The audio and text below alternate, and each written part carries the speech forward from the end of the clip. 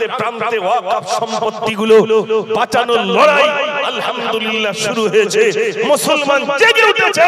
শুধু বাংলার মুসলমান জাগেনি, বরং গোটা হিন্দুস্তানের মুসলমান ছোট থেকে বড় পর্যন্ত আলহামদুলিল্লাহ জেগে উঠেছে।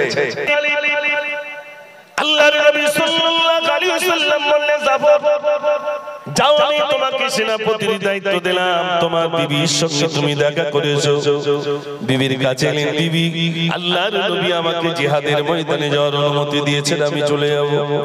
বিবি বললেন, প্রাণের স্বামী ঘরের ভিতরে আসেন, আপনি যদি ঘরের ভিতরে আসেন আপনার সঙ্গে আমি একটু প্রেম বিনিময় করব, আপনি একটু ঘরের ভিতরে আসুন। জাফর বিন আবু তালিব বললেন, আমি যদি ঘরের ভিতরে যাই আমি তোমার মহব্বতে পড়ে যাব, আজ জিহাদের ময়দানে যেতে পারবো না।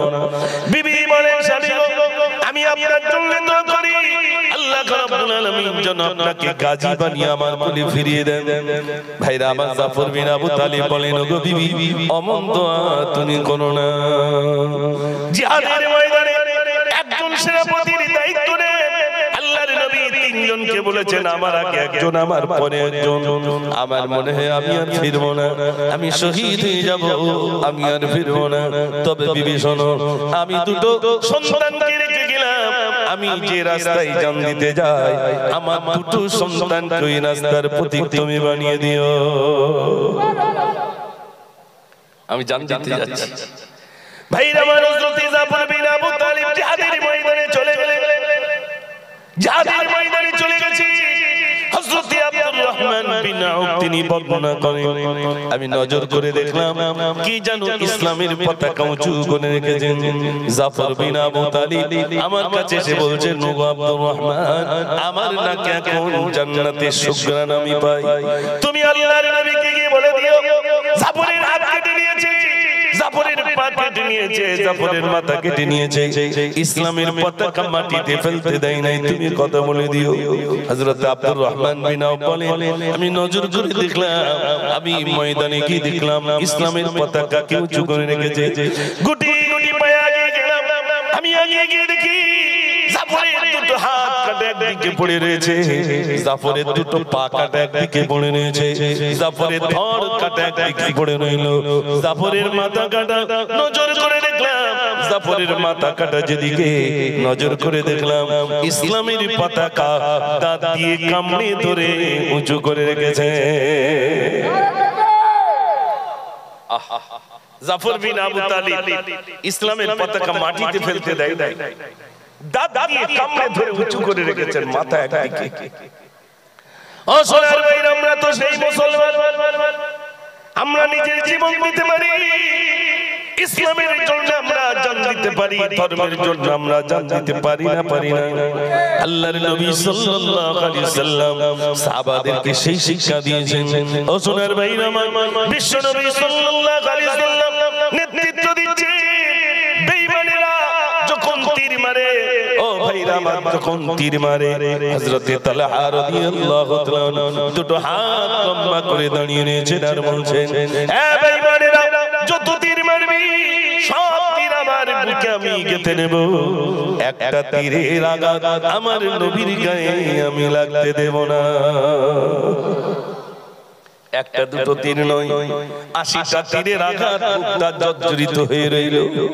ও ভাইরা আমার, আমরা তো সেই মুসলমান, আমরা পিছে হাঁটি, মুনাফিকের মতো কাজ আমরা করি না। তবে আমাদের ভিতরে কিছু মুনাফিক মানুষ আছে, তারা নিজেদের সম্পদগুলো মনে করবে সব আঁকড়ে ধরে রাখবো, মসজিদ চলে যাই, মাদ্রাসা চলে যাই, খানকা চলে যাই, ঈদগাহ চলে যাই, ভাইরা আমার, এগুলো তারা মনে করবে সব চলে যায়, আমার সম্পদটা আমার যেন রক্ষা থাকে। ভাইরা বলুন, তারা কি সত্যিকারের মুসলমান? একটু জোরে বলেন, কখনোই মুসলমান হতে পারে না। মুসলমান তো এই ব্যক্তি যার নিজের সম্পদের থেকে, নিজের বিবির থেকে, নিজের সব কিছু থেকে আমার নবীকে যিনি ভালোবাসবেন। ও ভাইরা আমার, কুল ইন কুনতুম তুহিব্বুনাল্লাহ ফাত্তাবিউনি ইউহিব্বুকুমুল্লাহ ওয়া ইয়াগফির লাকুম যুনুবাকুম আল্লাহু গফুরুর রহিম। এটা জোরে বলুন না সুবহানাল্লাহ। ও সোনার ভাইরা, অতক্ষণ পর্যন্ত তিনি মুমিন হতে পারবে না যতক্ষণ পর্যন্ত আমার প্রিয় নবীর মুহাব্বত আমাদের কলিজায় না যায়। বিশ্বনবী সাল্লাল্লাহু আলাইহি ওয়াসাল্লাম ও সোনার ভাইরা আমার, তিনি ইসলামকে জয়লাভ করার জন্য তিনি জিহাদের ময়দানে গেছেন, নিজ নেতৃত্ব দিয়েছেন, সাহাবাদেরকে যেতে বলেছেন। ভাইরা আমার, সৈন্য হিসাবে সাহাবাদেরকে পাঠিয়েছে, নেতাও বানিয়ে দিয়েছে। আবার ইসলামের জন্য সাহাবায়ে কেরাম আজমাইন নিজের জীবনটা ইসলামের জন্য উৎসর্গ করে দিয়েছেন। তবেই কিন্তু আমরা ইসলাম পেয়েছি না পাইনি। ও সোনার ভাইরা, ওই মাদ্রাসা মসজিদগুলো আজ সোশ্যাল মিডিয়ায় দেখছি মসজিদের মিনার থেকে মাইকগুলো খুলে ফেলে দেওয়া হচ্ছে। মসজিদের মিনারের উপরে ভাইরা আমার জুতো লাঠি দিয়ে কুরুল দিয়ে তারা আঘাত করছে, ভাবছে মসজিদগুলো ভেঙে দিলাম, শেষ করে দিলাম। ও ভাইরা আমার, মনে রাখবেন এই হিন্দুস্তানের জন্য, এই হিন্দুস্তানকে জিন্দা করার জন্য যে হিন্দুস্তানে মসজিদগুলো রইল, মাদ্রাসাগুলো রইল, তার বয়স স্বাধীনতার পূর্বে অর্থাৎ কত কত মসজিদ রয়েছে 100-200 বছর বয়স হয়েছে, না হয় না? এমন মসজিদ আছে না 200 বছর বয়স, 300 বছর বয়স।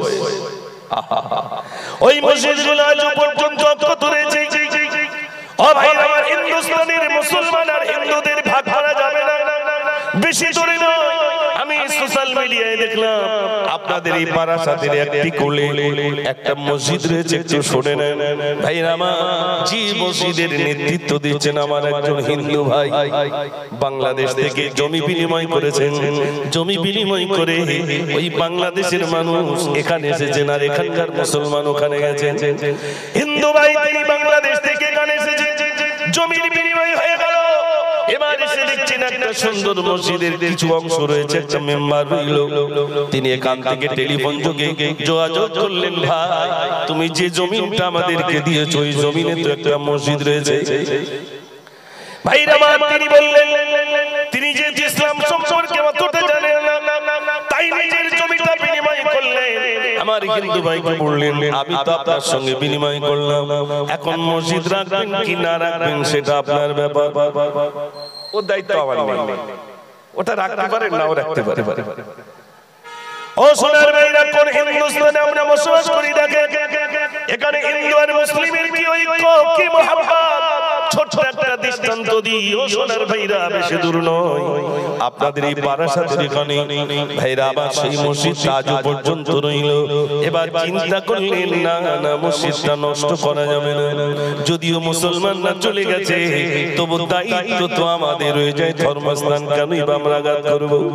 ও ভাই আমার, মসজিদটা সুন্দর করে তৈরি করলেন, ওই দূরের মুসলমানদেরকে ডাকলেন, আমাদের এখানে একটা মসজিদ রয়েছে আমার বাড়িতে, শোনো শোনো শোনো, তোমরা আমাদের মসজিদে এসে নামাজ আদায় করো, তোমরা ইমামতি করো, তোমরা মুয়াজ্জিন হও, তোমরা এই মসজিদের দেখভাল করো। যদিও আমার জায়গার উপরে, কিন্তু মসজিদ ধর্মস্থান, এটা আমরা আঘাত করতে পারি না। ও ভাই আমার, মসজিদে নামাজ হয়, সাংবাদিকরা গেলে ওই হিন্দু ভাই যিনি মতওয়াল্লির উপরে রয়েছেন তিনি রোজা রাখেন, তারাকে বললেন আপনি কেন রমজানে রোজা রাখেন? বলছে শুধু আমি নই, আমার ঠাকুর দাদা তিনিও রোজা রেখেছেন, আমার বাবাও রোজা রেখেছেন, তারপরে আমি এখনো পর্যন্ত রোজা রাখি। এটাই হলো হিন্দুস্তান। এখানে হিন্দু আর মুসলিমের ঐক্য আছে না নাই?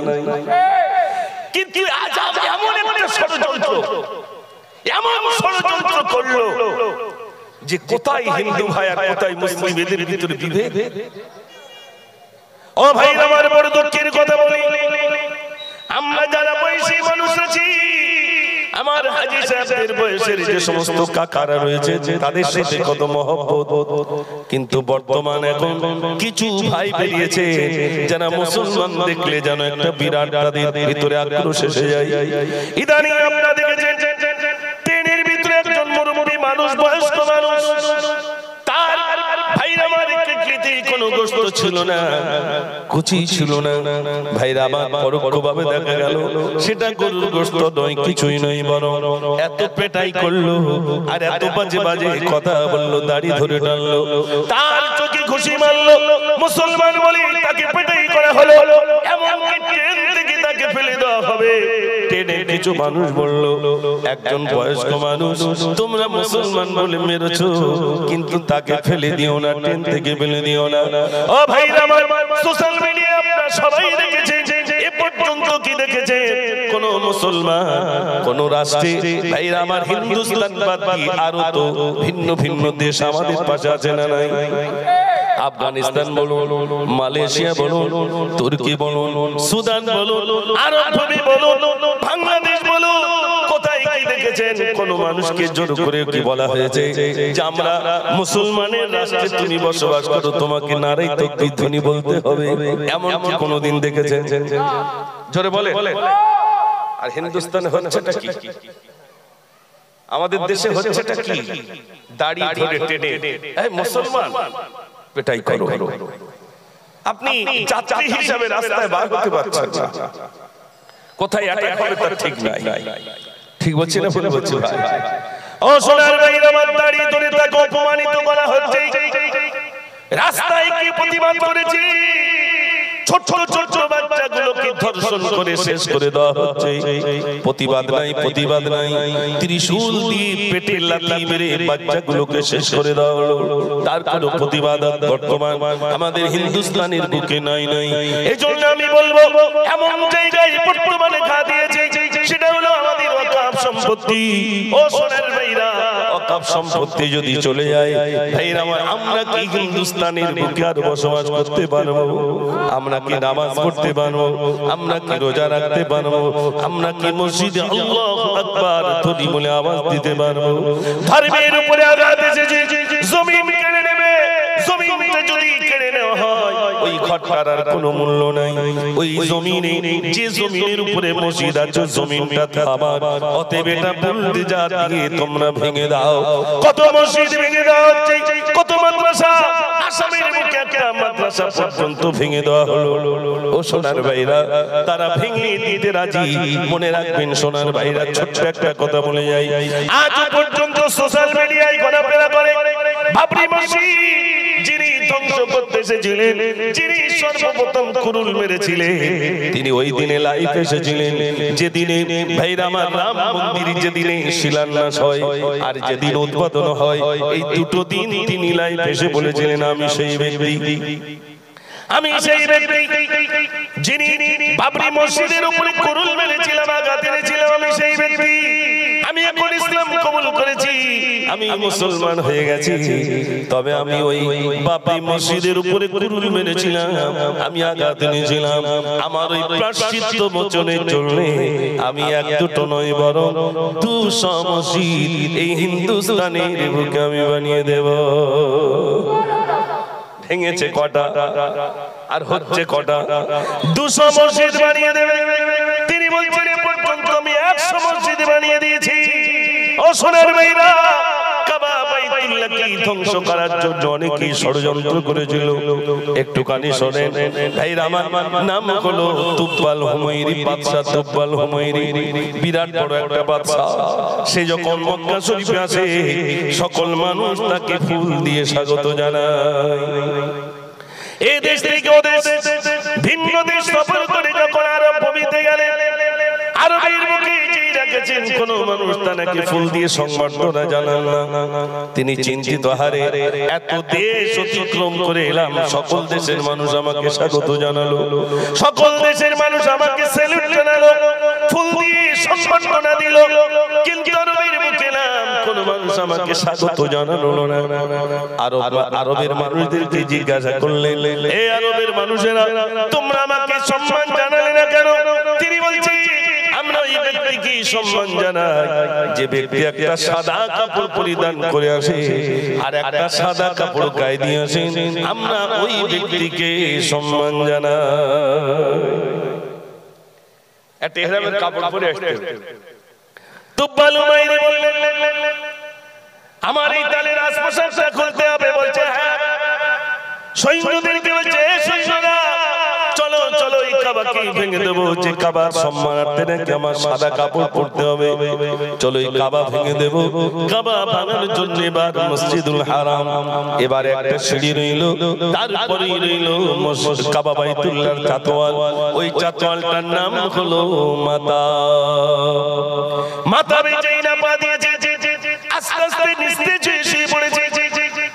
সঙ্গে ছিলেন 3000 সৈন্য, 1000 ডাক্তার, 1000 ইঞ্জিনিয়ার, 1000 আলেম ছিলেন। ডাক্তাররা ছুটে এলেন, কোন রোগ পান না, হঠাৎ কেন মুখ দিয়ে রক্ত বার হলো? ভাইরা আমার, আলেম সৈন্যরা ছুটে এলেন। কি হয়েছে বাদশা? বলছে আমি কিচ্ছু বুঝতে পারছি না, আমার চলার ক্ষমতা নাই, আমার মুখ দিয়ে গাজা রক্ত বেরোতে শুরু হলো।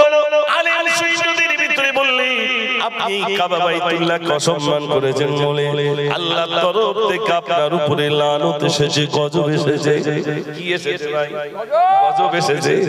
ভাইরা আমার, তুব্বাল হুমায়রি বললেন, বাদশা বললেন, তুব্বাল হুমায়রি বলছেন তাহলে আমাকে কি করতে হবে? 1000 আলেম সৈন্য বলে আপনাকে তওবা করতে হবে আর হারামের এরিয়ার বাইরে গিয়ে জমজমের পানি পান করতে হবে, তবেই হয়তো আল্লাহ আপনাকে নিষ্কৃতি দেবেন। জমজমের পানি পান করলেন আর তওবা করলেন, আল্লাহর কাছে কাঁদলেন, আল্লাহ এই ঘরকে আমি সম্মান করতে এসেছিলাম, আল্লাহ রাব্বুল আলামিন সুস্থ করে দিলেন। ওই যে বাদশা কাবা বাইতুল্লাহ ভাঙার জন্য গেলেন, এই বাদশা এবার বলছেন, শোনো শোনো সৈন্যরা, ওই ঘরকে ভাঙার জন্য এসেছিলাম, আজ আমার মুখ থেকে গাল থেকে যখন গাজা রক্ত বেরোতে শুরু হলো, ওই ঘরকে আমি সম্মান জানাবো। কি দিয়ে সম্মান জানাবো? ভাইরা আমার, সামনে থেকে একটা সুন্দর চাদর তৈরি করা হলো, সুন্দর গেলাম তৈরি করে তুব্বাল হুমায়রি সর্বপ্রথম ওই কাবা বাইতুল্লাহ তিনি সম্মান জানালেন। একটু জোরে বলুন না সুবহানাল্লাহ। ও ভাইরা আমার, নির্মূল করা সম্ভব নয়। আজ সব সম্পত্তি জানা কেড়ে চক্রান্ত করছে, মনে রাখতে হবে সবে এনআরসি করেছিল বলে আল্লাহ রাব্বুল আলামিন এমন একটা করোনা দিয়েছে, ভাইরাস দিয়েছে, যা মানুষ যারাই বলেছিল এনআরসি হবে, তারা 4-5টা মাস পরে ঘরের কোণে ছিল না। ও সোনার ভাইরা, মনে রাখবেন হিন্দুস্তানের বুকে এমন আল্লাহর ওলি রয়েছেন যারা জমিনের নিচে, সেখান থেকে আমাদের জন্য দোয়া করেন, গো আল্লাহ আমরা তো চলে এসেছি, আল্লাহ যারা জীবিত রয়েছে তারা ভাইরা আমার এমন আল্লাহর ওলি রয়েছেন যারা কবরে শুয়ে আমাদের জন্য তা দোয়া করতে থাকে। হিন্দুস্তানে কি আল্লাহর ওলি কম নাকি? জোরে বলেন। আমি বাংলাদেশ গিয়েছিলাম, বাংলাদেশ গিয়ে বক্তব্য রাখা, আমাকে বলেন কোথা থেকে এসেছেন? আমি বললাম কলকাতা থেকে। বলছে কলকাতা আবার মুসলমান আছে নাকি? আমি বললাম কলকাতা এত মুসলমান আল্লাহ রাব্বুল আলামিন বানিয়ে দিয়েছেন। বলছে একটু কথা বলেন সেখানকার সম্পর্কে। আমি বললাম আপনাদের দেশে কত আল্লাহর ওলি রয়েছে আমি জানি না, তবে আমাদের দেশে রয়েছেন খাজা গান ফকরে হিন্দুস্তান খাজা মাইনুদ্দিন চিশতি সিংহে রাহমাতুল্লাহ আলাইহি রয়েছে। আমাদের দেশে রয়েছেন মুসাদ্দেদ আল ফিসানি রাহমাতুল্লাহ আলাইহি রয়েছে। আমাদের দেশে সুফি ফতে আলী ওয়াইসি রাহমাতুল্লাহ আলাইহি রয়েছে। আমাদের দেশে রয়েছেন ফুরফুরা শরীফ দাদা হুজুর পীর কিবলা রাহমাতুল্লাহ আলাইহি রয়েছে। আমাদের দেশে রয়েছেন বশিরাত আল্লামা আল্লামা রুহুল আমিন রাহমাতুল্লাহ আলাইহি রয়েছে। আপনাদের পীর কাছা থেকে শুরু করে গ্রামে গঞ্জে আল্লাহর জবরদস্ত আল্লাহর ওলি তানারা শুয়ে রয়েছে। একটু জোরে বলুন না সুবহানাল্লাহ। এই দেশ কত আল্লাহর ওলি শুয়ে রয়েছে, তবে আমরা ঘরে বসে থাকলে হবে ভাই, ময়দানে নামতে হবে, ময়দানে নামতে হবে। সেদিন সরকার বুঝে নেবে ঘুমন্ত বাঘের কে আমি জাগিয়ে দিয়েছি, আমরা ঘুমন্ত বাঘ নই। যেদিন আমাদেরকে খোঁচা দিয়ে ঘুমন্ত বাঘকে জাগিয়ে দেওয়া হবে, সেদিন এ বাঘ আর সহ্য করবে বলে মনে হয়? একটু জোরে বলেন না। মসনদ থেকে মুসলমান জানে মসনদে বসাতে পারে, আমার মুসলমান মসনদ থেকে নামাতে পারে না পারে? ভাইরা আমার, এই জন্য আমি আপনাদের কাছে বলবো সচেতন হন। আগামী দিনে ডাক আসতে পারে, নিজের সন্তান নিজের সবকিছু ফেলে দিয়ে ইসলামের জন্য আমাদের হয়তো আরো একবার ঝাঁপিয়ে পড়তে হবে। যদি জীবন চলে যায় শহীদি মরণ হয়ে যাবে। জোরে বলুন না সুবহানাল্লাহ। আর শহীদ জানারা হবে ইসলামের জন্য যা জীবন দেবে তাদের মৃত্যুটা একটা পিঁপড়া কামড়ালে যেমন কষ্ট তার থেকে কম কষ্ট। জোরে বলবেন না সুবহানাল্লাহ। ভাইরা আজ দেওবন্দি বলেন ফুরফুরা বলেন আহলে হাদিস বলেন বেরেলি বলেন আজানগাছি বলেন অনেক মত আছে না? আজ অত সবার তো মসজিদ আছে, সবার তো মাদ্রাসা আছে না? আছে। মাসলাগত দিক দিয়ে হয়তো ভিন্ন থাকতে পারে, কিন্তু আর এদিক হবে না। এখন কলমাওয়ালা মুসলমান আমরা এক হতে চাই, ঠিক কি না ভাই? আর আগামী দিনে ইনশাআল্লাহ সেই আওয়াজ আছে, আমরা একতাবদ্ধ হয়ে, আমরা দলবদ্ধ হয়ে, আমরা একতা হয়ে ইনশাআল্লাহ শহীদ মিনার কেন ব্রিগেডেও সমাবেশ করে আমরা মোদি সরকারকে আমরা জানিয়ে দেব ঘুমন্ত বাঘকে এভাবে আর নাড়া দেবেন না। যেমনি ঘুমাচ্ছিল নাড়া দিলে মসনদ লড়ে যাবে, ঠিক কি না ভাই?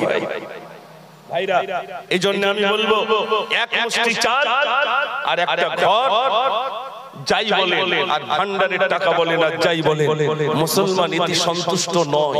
মুসলমান জানে মুসলমানের সমস্ত সম্পদ বিলিয়ে দিতে পারে। মসজিদের উপরে আঘাত আসলে, মাদ্রাসার উপরে আঘাত আসলে, খানকার উপরে আঘাত আসলে, দরবারের উপরে আঘাত আসলে এই মুসলমান আর সহ্য করবে বলে মনে হয়?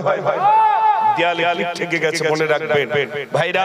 আজ জলসা দিয়েছেন, আমি আপনাদের কাছে বলবো বিশ্বাস করুন, আমার যেখানে মাদ্রাসা আছে চতুর্ধারে আমার কাকারা আছে, চতুর্ধারে আমার কাকারা আলহামদুলিল্লাহ আমাকে প্রচন্ড তারা ভালোবাসেন। মাদ্রাসাকে কেন্দ্র করে বলেন, দাদা এই মাদ্রাসাটা শুধু আপনাদের নয়, এটা আমাদের, আমরাও দেখভাল করব। খোদার কসম খেয়ে বলছি, আমি কসম খেয়ে বলছি, আমার মাদ্রাসার বাচ্চারা পুকুরে যখন গোসল করে, স্নান করে, তো এই বাচ্চা কাচ্চা তো ছোট ছোট, ওরা লুঙ্গি ফেলে চলে গেছে। এক কাকিমা এসেছেন ওই পুকুরে স্নান করার জন্য এসেছেন, এসে দেখছি ছোট লুঙ্গি মানে মাদ্রাসার বাচ্চাদের, তাই তো নাকি ভাই? ছোট লুঙ্গি মানে মাদ্রাসার বাচ্চাদের, তাই লুঙ্গিটা ধুয়ে নিজে মেলে দিয়েছে। আর আমি যখন রাস্তা দিয়ে যাচ্ছি আমাকে বলছে, বাবা বলেন, বলছে তোমার মাদ্রাসার একটা বাচ্চা চান করতে এসেছিল, এসে মনে লুঙ্গিটা ফেলে গেছে, তাই আমি ধুয়ে আবার মেলে দিয়েছি। একটু জোরে বলবেন না সুবহানাল্লাহ। এই মিল্লাত, এই মুহাব্বত। আমি আসছিলাম তো চায়ের দোকানে বলছিলাম, দাঁড়ালাম তো একজন কাকা আমাকে বলছে, ও পীরগাছায় যাচ্ছে না? বললাম জি। বলছে আমার একটু ইচ্ছা, আমি ফুরফুরা শরীফে যাব। চিন্তা করে আমাদের ভিতরে কি মহাব্বত মানুষের রয়েছে, আছে না নাই ভাই? কত মানুষ সেখানে যাচ্ছে, কই আমরা তো কখনো এরকম করি না। কিন্তু দোষ তো এমনই, যারা মসজিদে আসছেন তারা আমাদের ভিতরে বিভেদ বানিয়ে দিচ্ছেন, হিন্দু আর মুসলিমকে মানে বিভেদ বানিয়ে দিচ্ছেন। এর ভিতরে যে ওরা ধর্ম মানে ধর্ম নিয়ে আজ রাজনীতি চলছে না ভাই? এই ধর্ম ভিত্তিক রাজনীতি, যেটা ধর্ম নিয়ে আজ বিভেদ বানিয়ে দিয়ে এই রাজনীতি বেশি দিন চলবে না আশা করা যায়। মানুষ বুঝে নিয়েছে, মানুষ বুঝেছে না বোঝেনি ভাই? বুঝেছে। এজন্য আমার সোনার ভাইদের কাছে অনুরোধ, আসুন আল্লাহ পাক যেন আগামী দিনে এই ওয়াকফ সম্পত্তি উদ্ধারের জন্য যদি জীবন চলে যায়, জীবন দেব, ময়দানে নামবো, যেখানেই আওয়াজ উঠবে, যেখানেই ডাক আসবে, আমাদের শত বাধা উপেক্ষা করে ইনশাআল্লাহ আমরা সেদিন এগিয়ে যাব ইনশাআল্লাহ। রাজি আছেন তো ইনশাআল্লাহ? একবার তাকবীর জোরে দেন, নারে তাকবীর, নারে তাকবীর, মাশাআল্লাহ। একবার দরুদ শরীফ পড়ে, আল্লাহুম্মা সাল্লি আলা মাওলানা মুহাম্মদ ওয়া আলা আলি সাইয়্যিদিনা। ছোট্ট একটা কথা বলি, আলেমদের উক্তি কত দেখে। দেওবন্দ বলে একটি মাদ্রাসা আছে, আপনার নাম শুনেছেন। সেই মাদ্রাসার একটা ছোট বাচ্চা মারা গেছে। তো ওস্তাদের কাছে এসেছেন, হুজুর খুব বড় আল্লাহওয়ালা, আপনি মারা গেলে আপনার কবর যে জায়গায় আমরা নির্বাচিত করেছি তার পাশেই বাচ্চাটিকে খবর দিচ্ছি। তো বলছে আমার ইন্তেকালের আগে তোমরা আমার জায়গাটা নির্মাণ করে মানে সুন্দর করে রেখে দিয়েছো? জি হুজুর। বলছে তোমাদের ইচ্ছা আছে যে ওই জায়গায় খবর দেবো, কিন্তু আমার তো একটা ইচ্ছা আছে। বলি কি? বলছে যারা ইসলামের জন্য ইসলামের উপরে আঘাত আনবে, যারা মসজিদ মাদ্রাসার উপরে আঘাত আনবে, আমি ময়দানে যাব, তারা আমাকে টুকরা টুকরা করবে, আমাকে জবাই করবে, আমার হাতগুলো কেটে নেবে, আমার পাগুলো কেটে নেবে, আমার শরীরের গোশতগুলো হিন্দুস্তানের বিভিন্ন প্রান্তে প্রান্তে ছড়িয়ে দেবে। হয়তো এক জায়গায় তারা দাফন নাও করতে পারে। তাই কিয়ামতের দিন সবাই নিজ নিজ কবর থেকে উঠবে, আর আমি আমার ইচ্ছা হিন্দুস্তানের বিভিন্ন প্রান্তে গোশতগুলো ছড়িয়ে থাকবে, আর সেখান থেকে ছুটে ছুটে একত্রিত হবে। এই মৃত্যুটা আমার কাছে সবথেকে আনন্দের। একটু জোরে বলুন না সুবহানাল্লাহ। ও ভাই, মরণ কবর হবে বলে মনে হয়? একবারই হবে। তবে ওই ক্যান্সারে ভুগে, তারপরে বিভিন্ন রোগে ভুগে হসপিটালে কাতরে কাতরে মরার থেকে ইসলামের জন্য জীবন দেওয়াটা অনেক অনেক ভালো, ঠিক কি না ভাই? তাই আমি আজ আপনাদের পীরগাছায় এসে সকল বাবাজি যুবক ভাইদের কাছে অনুরোধ, আপনারা কোন অশুভ শক্তি যখন আপনাদের বা আমাদের সামনে উপস্থিত হয়ে যখন হিন্দু আর মুসলিমকে ভাগ করার চেষ্টা করবে, পীরগাছার যত ধর্মাবলম্বী মানুষ রয়েছেন আপনাদের কাছে আমার অনুরোধ, আসুন আমরা কাঁধে কাঁধ মিলিয়ে আমরা এগিয়ে যাই। প্রত্যেকের যেখানে মন্দির আছে একদিকে ঘন্টা বাজবে আর একদিকে মসজিদে আজান হবে। আমাদের ভিতরে থাকবে না ভেদাভেদ, আমাদের ভিতরে থাকবে না হিংসা, থাকবে শুধু বিল্লাহ আর মুহাব্বত। এটাই হলো হিন্দুস্তান। ভিন্ন ভিন্ন দেশে আপনারা দেখেছেন পাশে একটি বাংলাদেশ, সেখানে অনেকেই বলছে তোমরা মুসলমান, তোমাদের বাংলাদেশ পাঠিয়ে দেব। মনে রাখবেন আমরা বাংলাদেশ যাওয়ার হলে অনেক আগেই চলে যেতাম, জানারা চলে গেছেন, তানারা আমাদের এতিম করেই চলে গেছেন, ঠিক কি না? এতিম করে চলে গেছে, আমরা যাইনি কেন? আমরা যাইনি, আমাদের বাপের কবরটাই হিন্দুস্তানে, আমাদের মায়ের কবরটাই হিন্দুস্তানে, আমাদের জবরদস্ত আল্লাহর ওলির কবরটাই হিন্দুস্তানে। আমরা যদি চলে যাই বাপের কবরটা আমরা জিয়ারত করতে পারবো না, মায়ের কবরটা জিয়ারত করতে পারবো না।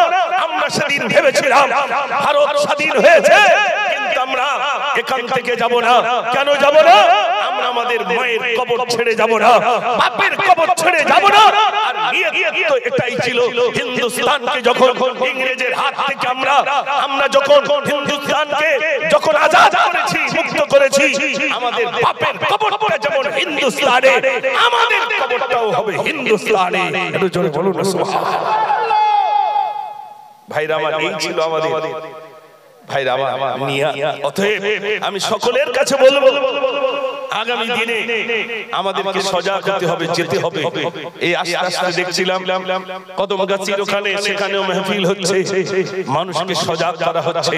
ওই ঘুমন্ত বাঘের গায়ে যেমন তীর দিয়ে বলি আর চা দিয়ে বলি লুতো দিলে যেমন হয়, আজ ময়দানে ময়দানে আলেম ওলামারা আর খানকাই নেই, আলেমরা আর মাদ্রাসায় নেই, আলেমরা আর মসজিদে নেই, সব ময়দানে নেমেছে।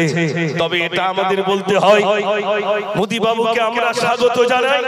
মাঝে মাঝে এরকম গুতগাতা দিলে মুসলমানের ঈমানি শক্তিটা যা থাকে তাছাড়া আরো বেড়ে যায়। জোরে বলুন না সুবহানাল্লাহ। তাই তো নাকি ভাই? হ্যাঁ, অনেকদিন ধরে ঘুমাচ্ছিলাম, মাঝে মাঝে একটু গুতগাতা দিলে মুসলমান আবার সজাগ হয়ে যায়। এর জন্য মোদি বাবুকে আমরা স্যালুট জানাই, এরকম মাঝে মাঝে একটু গুতগাতা দেবে যাতে মুসলমান আবার সজাগ হয়, এরা যেন শুধু ঘুমিয়ে না থাকে। ভাইরা আমার, তাই এখানে যত ভাইরা এসেছেন সকল ভাইদের কাছে অনুরোধ, সবার থেকে আমাদের ইসলাম আগে না, ইসলাম তো আগে, সবার থেকে আমাদের ধর্ম আগে। অতএব সেই ইসলামের জন্য সাহাবায়ে কেরাম আজমাইনগণ জীবন দিয়েছেন, রক্ত দিয়েছেন এবং অর্থগুলো বিলিয়ে দিয়েছেন। নিজে 4টি বিয়ে করেছেন, 3টে বিবি তালাক দিয়ে অন্যের সাথে বিয়ে দিয়ে দিয়েছেন, নিজের সন্তানগুলোকে এতিম করেছেন।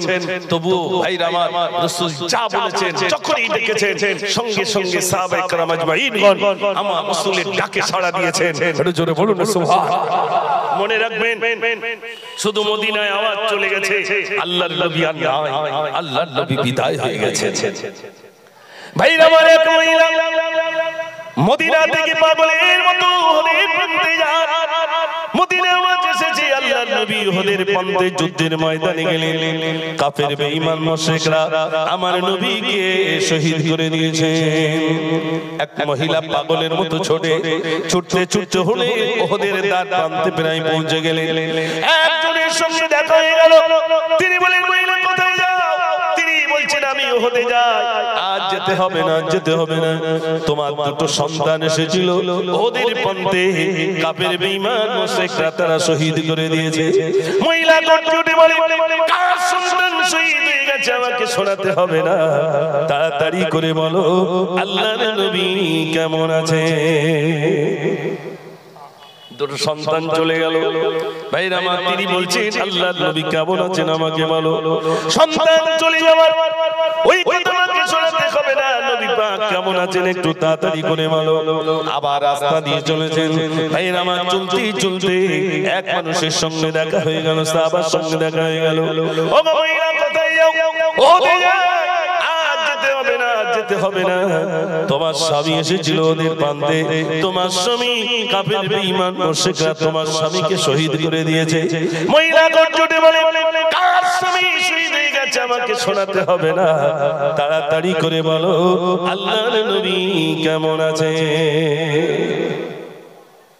গিয়ে দেখছেন হযরত আলী রাদিয়াল্লাহু তাআলা আল্লাহর নবীর মাথায় একটু পানি দিচ্ছে কপালটা ফেটে গেল ফাতেমা কলিজার টুকরি চাটাই পুড়িয়ে একটু ছায় এনে টিপে ধরলেন লোহার টুপি ভেঙে কপালে একটু আঘাত হয়ে জানলেন নবী সাল্লাল্লাহু আলাইহি সাল্লামের মাথায় পানি দেওয়া হচ্ছে মহিলা সেটাকে আল্লাহর নবী সাল্লাল্লাহু আলাইহি সাল্লামের মাথায় পানি দেওয়া হয় মহিলা এসে বললেন ইয়া রাসূলুল্লাহ আমার সন্তান মরছো আমার স্বামী মরছো আমার সন্তান চলে গেল ওদের বন্দী কাফের বেঈমান মুশরিকরা আমার স্বামীকে শহীদ করে দিয়েছে আমার সন্তানগুলোকে শহীদ করে দিয়েছে ইয়া রাসূলুল্লাহ আমার সন্তান মরছো আমার স্বামী মরছো নিয়ে আপনার কাছে আমি উপস্থিত হলাম ইয়া রাসূলুল্লাহ আপনি জীবিত রয়েছেন এটাই আমার মনের সান্ত্বনা একটু জোরে বলুন না সুবহানাল্লাহ ইসলামের জন্য তার জীবন দিয়েছে আমরা কিছুই দিতে পারি নাই আর জিহাদের ময়দানে যেতে পারবো কিনা জানি না ভাইরা আমার যারা জিহাদের ময়দানে গেছে তারা শহীদ হয়ে গেছে আর রাস্তাঘাটে দেখে যখন ইলেকশন হয় তখন দেখা যায় 20টা বোল্ডা উঠেছে 20টা বোল্ডা খবর নিয়ে দেখা যাচ্ছে 19টা মুসলমান মরেছে না মরেনি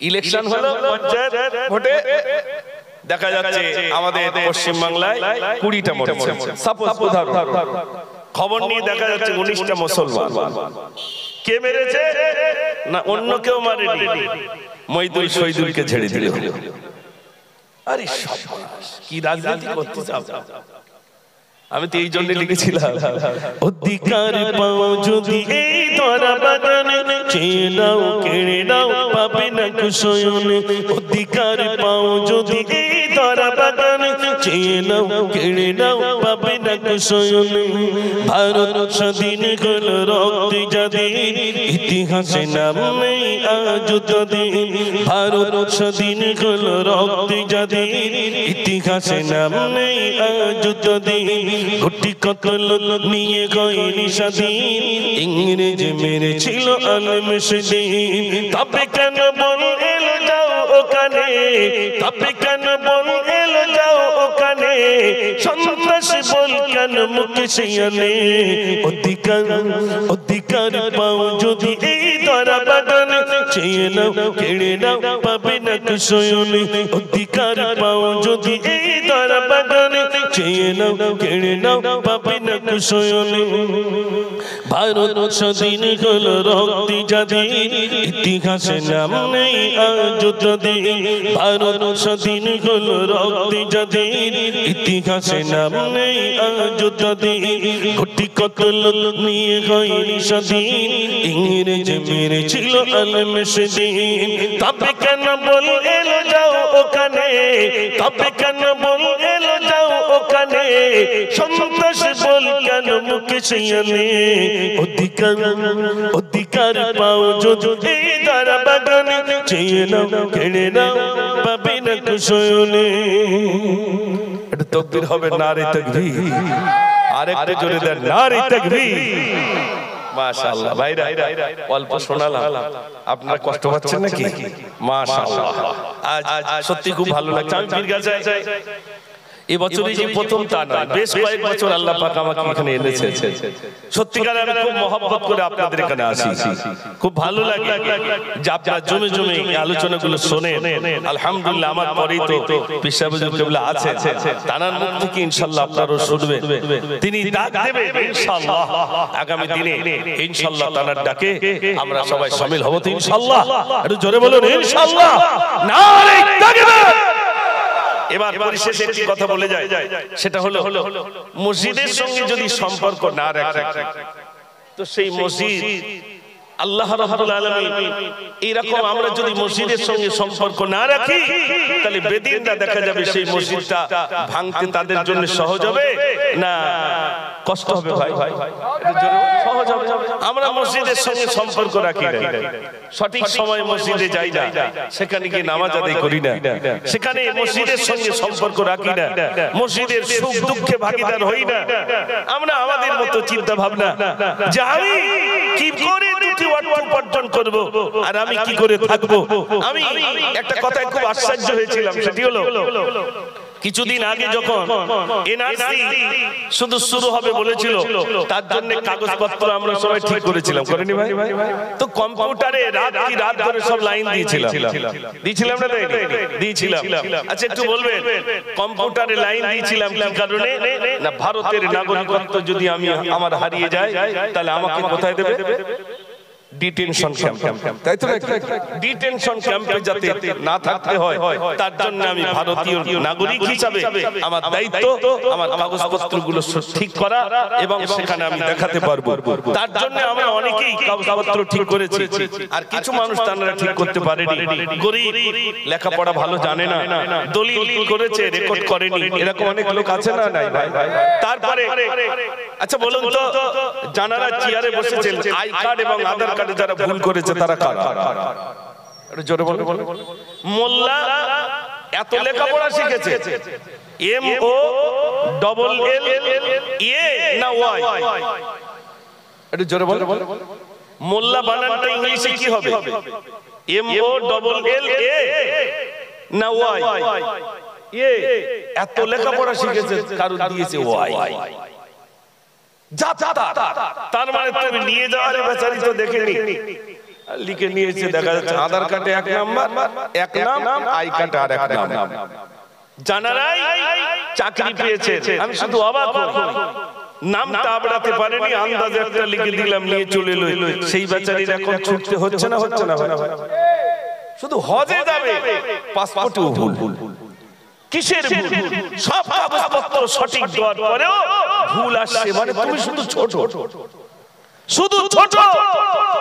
তাই চার দোকানে কিছু লোক বলে আমার কোনো টেনশন নেই আমার আধার কার্ড আমার আই কার্ড আমার এনআরসি করবে 72 সালের আগে দলিল সব ভাই কমপ্লিট করেছি বাপের নামের সঙ্গে আমার নাম যা যেখানে আছে সব কমপ্লিট পাশের হবিতুল্য পাশের আজীবন পাশের শওকাত তারা গরিব স্কুলে পড়েনি তাদের কাগজপত্রগুলো দুর্বল হয়ে আছে ওটা ঠিক করে দেওয়ার দায়িত্ব কার একটু জোরে বলে যিনি সবল তিনি তো করবেন না তিনি সব কমপ্লিট করে বাড়ি বসে রয়েছে আচ্ছা বলুন তো এই পীরগাছায় আমরা যারা ভাইরা আছি সব ডিটেনশন ক্যাম্পে গেলাম আর হাজী সাহেব একা থাকতে পারবে বলে মনে হয় একটু জোরে বলে ও কি করে থাকবে কি করে তাকে বলে জন্ম না আজান দেওয়ার কেউ নেই আর আমি যার বাড়ি খতম পড়তে যাব সেও নেই কার বাড়ি একটু সবরসানি করতে যাব সেও তো নেই সে তো এখন ডিটেনশন ক্যাম্পে চা খাবো কোথায় বসবো কেউ নেই হাহাকার হবে না তাহলে দায়িত্ব কি ছিল আমার দায়িত্ব ছিল আমার পাশের গরিব আমার পাশের দুস্থ আমার পাশের অসহায় তার কাগজপত্র সে ঠিক করতে পারেনি টাকা দিয়ে পারেনি তার নামে অনেক ভুল আছে আমাকে সেটা সংশোধন করে দেওয়া আল্লাহ আমাকে যোগ্যতা দিয়েছেন আমি একজন মাস্টার আমি একজন উকিল আমি একজন ব্যারিস্টার আল্লাহ আমাকে অওকাত দিয়েছেন আমার ওই দুস্থ অসহায় তার কাগজপত্রটা ঠিক করে দেওয়ার দায়িত্ব আমার ছিল না ভাই একটু জোরে বলে ছুঁড়ে ফেলে দিয়েছে না মনে রাখবেন হিন্দুস্তানের বুকে আমরা যারা মুসলমান আলহামদুলিল্লাহ সারা হিন্দুস্তানের বুকে যত মুসলমান আছে আজ বিভিন্ন দিক দিয়ে আওয়াজ উঠেছে শুধু বাংলায় নয় শুধু গুজরাটে নয় শুধু সুরাটে নয় শুধু আহমেদাবাদে নয় গোটা হিন্দুস্তানের প্রান্তে প্রান্তে ওয়াকফ সম্পত্তিগুলো বাঁচানোর লড়াই আলহামদুলিল্লাহ শুরু হয়েছে মুসলমান জেগে উঠেছে শুধু বাংলার মুসলমান জাগেনি বরং গোটা হিন্দুস্তানের মুসলমান ছোট থেকে বড় পর্যন্ত আলহামদুলিল্লাহ জেগে উঠেছে আলহামদুলিল্লাহ আল্লাহ যদি সহায় হয় ইনশাআল্লাহ আমরা জয়লাভ করব সবাই বলুন ইনশাআল্লাহ একটু জোরে বলুন ইনশাআল্লাহ আলহামদুলিল্লাহ আল্লাহ যদি সহায় হয় ইনশাআল্লাহ আমরা জয়লাভ করব সবাই বলুন ইনশাআল্লাহ একটু জোরে বলুন ইনশাআল্লাহ